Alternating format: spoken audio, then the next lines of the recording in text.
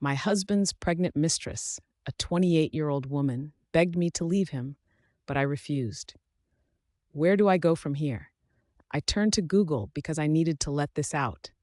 I'm not even sure if mistress is the right term for her. According to my husband, it was a drunken one-night mistake. They move in the same professional circles, but don't work directly together. 2 months ago, my husband was dropped off at our house, completely drunk, after a company event. He was crying and incoherent, talking about nonsensical things. I tried to sober him up, but he was too far gone to even stand, so he slept it off on the floor. The next day, he confessed everything. He was crying, something I've only seen a handful of times in all our years of marriage. He said everything was foggy and he didn't remember much, but he knew he had slept with her. I won't detail my reaction, but it was intense. I yelled, sobbed, and then lied to our kids when they woke up. We tested him for drugs because his foggy memory and claim of not drinking much suggested he might have been assaulted. As terrible as it sounds, I felt a bit relieved at the possibility that he hadn't willingly cheated. However, the tests showed no drugs in his system. The past 2 months have been brutal, but we're slowly working on our relationship in therapy. Some might call it weak that I didn't divorce him, but I just can't bring myself to do it, despite considering it many times.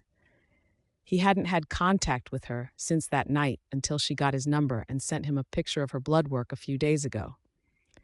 She's pregnant and wants to meet him. This sent us into another spiral, but we agreed that I would meet her because there's an innocent life involved. I wish I could say she's awful, and I hate myself for this, but under different circumstances, she and I might have been good friends.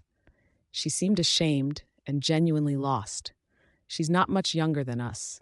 I'm 33, my husband is 34, and she's 28, but she grew up sheltered by religious parents.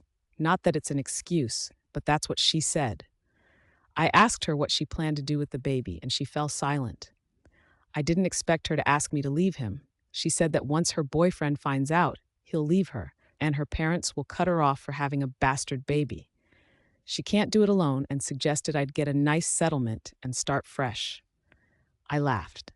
God help me, but I laughed harder than I thought possible while she started crying. These past 2 months have tested my sanity, and I don't have much left. Once I calmed down, I told her I wouldn't leave him.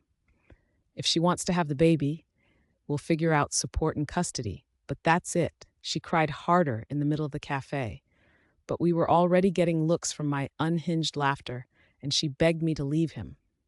I told her I wouldn't. My husband and I have been together since I was 14, and he was 15. We've been through high school, got engaged and married during our BAs and masters, have 2 beautiful kids, and we're trying for more. I won't throw that all away because she slept with him once. He's all I've ever known. I can't remember a life without him. And if I agreed to leave him, then what? He'd marry her, and she'd take over my life, raising my kids half the time. I didn't let her respond, and I was crying by the time I finished my rant. I left her there, sobbing too. My husband and I have already talked with a lawyer about a paternity test, and we're waiting on that before making any further decisions. My husband sent her a text with my contact information, telling her all communications should go through me, and then he blocked her number. I didn't ask him to do that, but he's trying. I just don't know where to go from here if the child turns out to be his.